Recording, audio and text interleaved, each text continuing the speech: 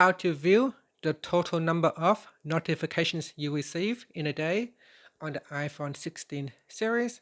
First, let's go back to the home screen by swiping up at the bottom of the screen. Now from the home screen, tap on Settings.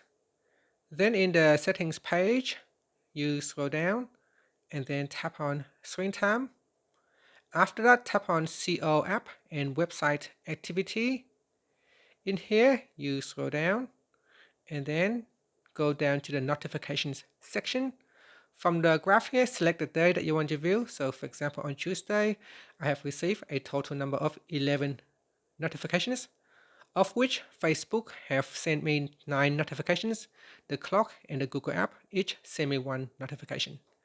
And that's it. So that is how you can view the total number of notifications you receive each day, and then a breakdown by the app, by the individual app.